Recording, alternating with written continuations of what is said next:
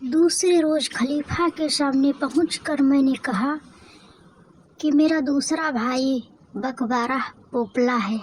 एक दिन उसने एक बुढ़िया ने कहा, मैं तुम्हारे लाभ की एक बात कहती हूँ। एक बड़े घर की स्वामिनी तुमसे आकृष्ट है। मैं तुम्हें शीघ्र उसके घर ले जा सकती हूँ। उसकी कृपा हो गई तो तुम शीघ्र ही धनवान हो जाओगे। मेरे भाई ने उसका बड़ा एहसान माना और कुछ पैसे बुढ़िया को दे दिए। बुढ़िया ने कहा, लेकिन मैं एक चेतावनी तुम्हें देती हूँ। उस सुंदरी की उम्र कम है और उसका बचपन और खिलंदरापन अभी नहीं गया है। वह अपने मित्रों और उन सभी लोगों के साथ तरह तरह के मजाक करती है।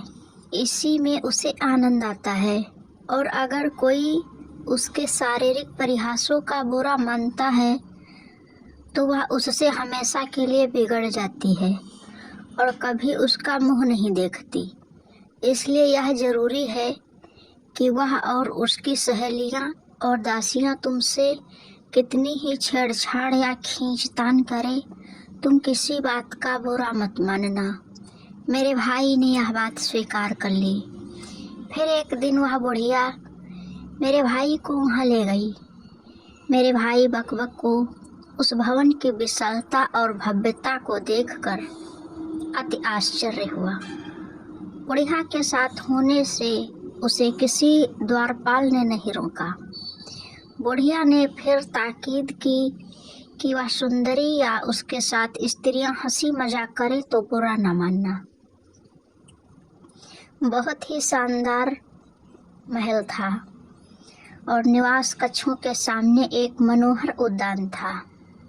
बुढ़िया उसे एक दालान में बिठाकर अंदर गई और उसके आने का समाचार गृहस्वामिनी को दे दी। कुछ देर बाद उसने कई स्त्रियों के आने की आवाज़ें सुनी। वह चैतन्य होकर बैठ गया। बहुत सी स्त्रियों का समूह वहां आ गया। वे सब परिचाएं लग रही थीं। बकबारा को देखकर वे सब हंसने लगी। उन सेविकाओं के बीच में एक अति सुंदर रमणीय मूल्यवान आभूषण पहने शालीनता पूर्वक आ रहे थे। स्पष्ट उनकी स्वामिनी थी। बकबारा इतनी स्त्रियों को देखकर घबरा सा गया। इसने उसे झुककर सलाम किया।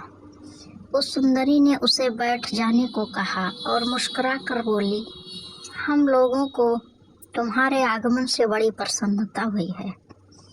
अब तुम बताओ कि तुम क्या चाहते हो। मेरे भाई ने कहा कि मैं केवल यह चाहता हूँ कि आपकी सेवा में रहूं। उसने कहा कि अच्छी बात है, मैं भी यही चाहती हूँ कि आप हम लोग 4 घड़ी हंस बोल लें। यह कहकर उसने अपनी दासियों को भोजन लाने की आज्ञा दी। दासियों ने भोजन परोसा और भोजन के लिए बकबारा को अपनी स्वामिनी के सम्मुख ही बिठाया। जब बकबारा ने खाने के लिए मुंह खोला तो उसने देखा कि उसके मुंह में एक भी दांत नहीं है। उसने अपनी सेविकाओं को इशारे से यह दिखाया और हंसने लगी। वे सब भी हंसी। मेरा भाई समझा कि मेरी संगत में यह प्रसन्न है, इसलिए वह भी हंसने लगा। फिर उस सुंदरी ने अपनी दासियों को हट जाने का इशारा किया और अपने हाथ से कौर उठाकर उसे खिलाना शुरू किया। खाने के बाद सुंदरी की परिचाएं आई और नाचने गाने लगी। मेरा भाई भी उन लोगों के साथ नाचने गाने लगा। केवल वह सुंदरी ही चुपचाप बैठी रही। नाच गाना समाप्त होने के बाद सब सेविकाएं बैठकर आराम करने लगी। मेरे भाई को उस सुंदरी ने एक गिलास भरकर शराब दी और एक गिलास खुद पी। मेरे भाई ने कृतज्ञतावश खड़े होकर पिया, क्योंकि स्वयं अपने हाथों से मदिरा देकर सुंदरी ने उसे सम्मानित किया था। सुंदरी ने उसे अपने पास बिठाया, वह सलाम करके बैठ गया। सुंदरी ने उसके गले में बांह डाल दी और उसके मुंह पर धीरे धीरे तमाचे मारने लगी। मेरा भाई स्वयं को संसार का सबसे भाग्यशाली मनुष्य समझ रहा था कि ऐसी सुंदरी और धनवान स्त्री उसे इतना प्यार दे रही है, किंतु अचानक ही उस स्त्री ने उसे जोर जोर से तमाचा मारना शुरू कर दिया। अब वह बिगड़कर उस सुंदरी से दूर जा बैठा। बुढ़िया भी कुछ दूर पर मौजूद थी। वह इशारा करने लगी कि तुम नाराज होकर ठीक नहीं कर रहे हो। मैंने तुमसे क्या कहा था? मेरा मूर्ख भाई फिर उस सुंदरी के पास जाकर बैठ गया और कहने लगा कि आप यह ना समझे कि मैं नाराज होकर आपसे दूर जा बैठा है। दरअसल दूसरी बात ही थी। उस सुंदरी ने उसका हाथ पकड़कर अपने पास बैठा लिया। सुंदरी ने प्रकट में तो उस पर बड़ी कृपा की, किंतु अपनी दासियों को इशारा कर दिया और वे उसे भली भांति से दुखी करने लगी। उन्होंने मेरे भाई को बिल्कुल विदूषक बना दिया।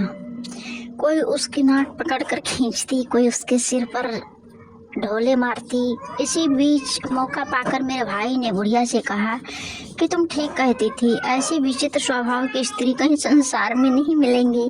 और तुम भी देखो, मैं इन लोगों को प्रसन्न करने के लिए कैसे कैसे दुख सह रहा हूँ।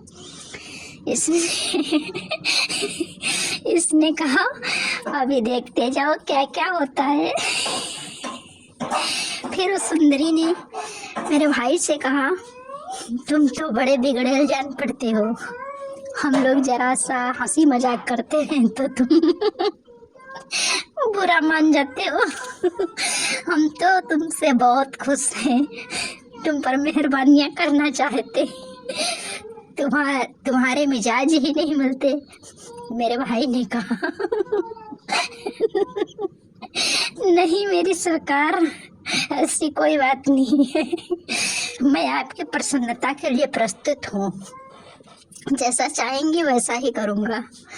जब उस स्त्री ने देखा कि वह निपट मूर्ख उसके कहने में पूरी तरह आ गया और हर बात बर्दाश्त कर लेगा, तो उसके गले में बाहें डालकर कहने लगी, अगर तुम वास्तव में हमें प्रसन्न करना चाहते हो तो हमारी तरह हो जाओ।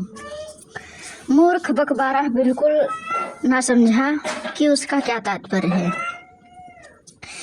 उस मदमाती नौजवाना ने अपनी सेविकाओं से कहा कि गुलाब जल और इत्र फूले लाओ ताकि हम अपने मेहमान का आदर सत्कार करें। यह चीजें आने पर उसने अपने हाथ में मेरे भाई पर गुलाब जल छिड़का और उसके कपड़ों पर इत्र लगाया। यह सब देखकर फूला नहीं समाता था। फिर उस सुंदरी ने अपनी सेविकाओं को फिर राग रंग की आज्ञा दी और उन्होंने फिर नाचना गाना शुरू किया। फिर उसने दासियों से कहा कि इस आदमी को दूसरे कमरे में ले जाओ और जिस तरह मैं चाहती हूँ उसे सजा संवार कर ले आओ। बकबारा यह सुनकर बुढ़िया के पास गया और पूछा कि यह लोग मेरे साथ क्या करेंगे। उसने कहा, यह सुंदरी तुम्हें स्त्री रूप में देखना चाहती है। अब यह परिचयिकाएं तुम्हारे भौहों को रंग कर सजाएंगी और तुम्हारी मूछें मोड़कर तुम्हें स्त्रियों जैसे वस्त्र पहनाएंगे। बकबारा ने कहा, स्त्रियों के कपड़े में पहन लूंगा और भौहें भी रंगवा लूंगा, लेकिन उन्हें पानी से धो सकता हूँ, किंतु मुझे नहीं मुड़वाऊंगा। इससे तो मेरी सूरत बड़ी अजीब लगेगी। बुढ़िया ने कहा, इस मामले में कोई बहस या कोई जिद ना करना। यह सुंदरी तुम पर मोहित है और तुमसे जरा सा हंसी ठट्ठा करना चाहती है तो कर लेने दो, क्या हर्ज है। यह तुम्हें इतना धन देगी जिसकी तुम कल्पना भी नहीं कर सकते। इस मामले में अगर तुमने हुज्जत की तो सारा मामला खराब हो जाएगा, तुम्हें कुछ नहीं मिलेगा। इस पर वह बेचारा राजी हो गया। दासियों से कहने लगा कि मेरे साथ जो चाहुआ करो। दासियां उसे दूसरे कमरे में ले गईं। उन्होंने तरह तरह से उसके भौहों को रंगा और उसके मूछें मुड़ दी। फिर उन्होंने उसकी दाढ़ी मुड़नी चाहिए तो उसने फिर प्रतिरोध किया। वे कहने लगी कि यदि दाढ़ी बचानी थी तो मुझे क्यों मुड़वाई, स्त्रियों के वस्त्रों के साथ दाढ़ी कैसे चलेगी। अब वह बेचारा दाढ़ी मुड़वाने को भी तैयार हो गया। दासियों ने उसकी दाढ़ी मुड़कर उसे स्त्रियों के कपड़े पहनाए। इसके बाद में उस सुंदरी के पास ले आई। वह इसका यह रूप देखकर हंसते हंसते लोटपोट हो गई। उसने कहा, तुमने यहाँ तक मेरी बात मानी है तो एक बात और मान लो। तुम सर पर हाथ रखकर नाक पर उंगली रखकर स्त्रियों की भांति नाच कर दिखाओ। वह उसे प्रकार नाचने लगा। सारी सेविकाएं, यहाँ तक कि गृह स्वामिनी भी उसके साथ नाचने लगी। वे सब इस तमाशे पर हंसते हंसते पागल सी होती जा रही थी। उन स्त्रियों ने उसे केवल नचाया ही नहीं और भी दुर्गति की। उन्होंने उसके हाथ पांव बांध दिए, उसे खूब थप्पड़ और लातें मारी, उसे उठाकर एक दूसरे पर फेंकने लगी। यह देखकर बुढ़िया ने पूर्व योजनानुसार उन सबको डांटा कि यह बेहुदी मत करो। अभिप्राय यह था कि वह बुढ़िया को हित चिंतक समझे और उससे कहने से और तमाशे करे। अब बुढ़िया ने उसे एक ओर ले जाकर कहा, तुम्हें दुखी तो बहुत किया गया, किंतु अब केवल एक बात ही रह गई है, उसमें सफल हो गए हो तो पवारा समझो। यह सुंदरी जब किसी पर प्रसन्न होती है तो उसके साथ एक खेल जरूर करती है। शराब पीने के बाद यह उस व्यक्ति को उसके सारे कपड़े उतरवा कर और कमर पर एक छोटा कपड़ा पर बंधवा कर अपने सामने बुलाती है और उसके आगे दौड़ती हुई उससे कहती है कि मुझे पकड़ो, और कमरे कमरे और दालान दालान में दौड़ती फिरती है। जब वह थक कर खड़ी हो जाती है और वह व्यक्ति उसे पकड़ लेता है तो उसी की बाहों में चली जाती है। अतएव मेरे भाई ने एक लंगोट को छोड़कर सारे कपड़े उतार डाले और वह स्त्री उसके 20 कदम आगे भागने लगी। भागते भागते वह उसे एक बिल्कुल अंधेरे कमरे में ले गई। वह स्वयं तो ना जाने कहाँ निकल गई। वह बेचारा अंधेरा में भटकता रहा। अंत में एक और प्रकाश देखकर वह उधर दौड़ा। वह पिछवाड़े का दरवाजा था। मेरा भाई वहां से ज्यों ही निकला कि वह द्वार बंद हो गया। पिछवाड़े की गली में चमत्कार रहते थे। उन्होंने एक दाढ़ी, मूछ मुड़वाए भौहें रंगाए लंगोट पहनी आदमी को देखा तो उन्हें आश्चर्य हुआ और शरारत भी सूझी। उन्होंने हंसना और तालियां बजाना और चपतियाना शुरू किया। फिर वे एक गधा पकड़ लाए और उस पर बिठा दिया और बाजार की तरफ ले जाने लगे। मेरे भाई के दुर्भाग्य से रास्ते में काजी का घर पड़ता था। काजी ने शोर सुनकर अपने नौकर से पूछवाया कि क्या बात है। नौकर ने सब लोगों को काजी के सामने लाकर खड़ा कर दिया। काजी के पूछने पर चर्मकारों ने कहा, सरकार, हमने इस आदमी की इस दिशा में उस गली में पाया जो मंत्री के महल के पिछवाड़े खुलती है। यह वहीं घूम रहा था। काजी ने मंत्री के महल का नाम सुनकर कहा, यह पागल और खतरनाक आदमी मालूम होता है। इसे लिटाकर इसके पांव उठवा कर तलवों पर 100 डंडे मारे जाएं और उसके बाद इसे शहर से निकाल दिया जाए। इसके बाद उसके नगर में प्रवेश पर हमेशा के लिए रोक लगा दी जाए। अतएव ऐसा ही किया गया।